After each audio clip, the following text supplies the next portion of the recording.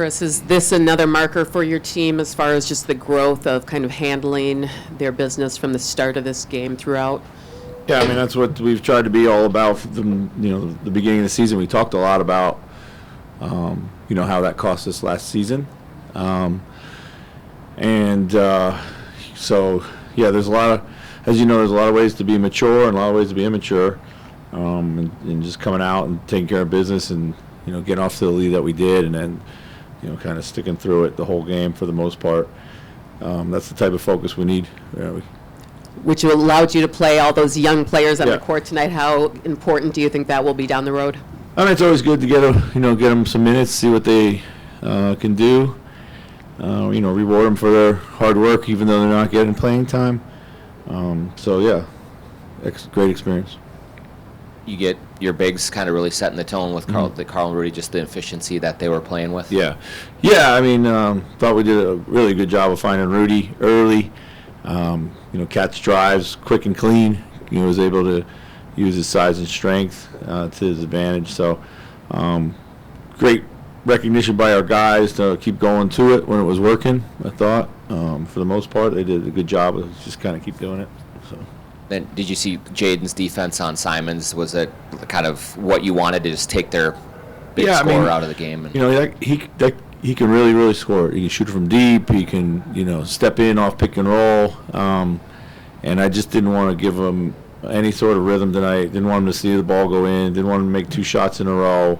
It was really important to just try to get it out of his hands. As a team, Jaden did a good job. Everyone, but it being up and pick and roll and just kind of taking it out of his hands was what we were trying to do. So we continue to see Nas's offensive game evolve this year. Not even just tonight, but just what he's been able to do from the beginning of the season to now. Yeah, I think it's seemingly he's playing a little more patience. Like not he still plays fast, but not rushing. So still plays quick and decisive.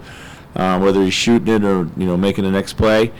He doesn't feel like he's charging into traffic as much as he was a couple of weeks ago. I think he's done a better job of reading the floor and running the floor, and just a real complete game by him. The thing we probably haven't seen is like punishing mismatches at times in the post, but he was doing that early in the season too. Do you think it's a challenge to play a team that is where Portland is now and then turn around and play the Clippers at like what seems to be peak efficiency with 4 stars? I mean, just the disparity in the opponent.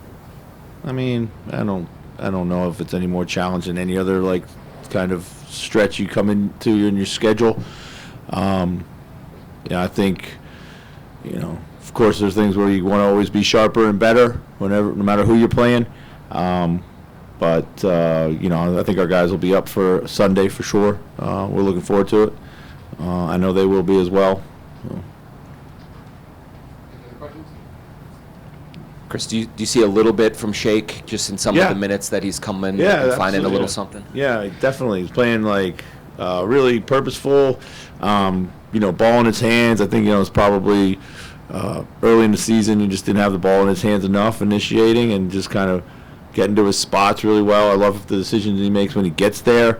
I've said this before, like he was really starting to find his groove right before Jaden came back, and then, that kind of just capped the rotation. So it was unfortunate there, but in the times I've been able to try to squeeze him in, he's really played well. He really, really has. And Troy too, I thought Shake in particular just keeps kind of building on his performances. It's not really pertinent for tonight, but what's the balance of like Mike seemingly constantly, viewing his role or just being a movement guy, moving the ball, getting guys touches, and trying to take advantage of his offense more and what he can do shooting? I mean, I think if you ask Mike, he's always going to want to make the right play. I think for himself, there's a lot of things there's a lot of open shots he turns down for the greater good. I see a lot of off pick and roll or just kind of step in stuff. And when he goes to the hoop, that floater oftentimes, for most of his career, has been automatic.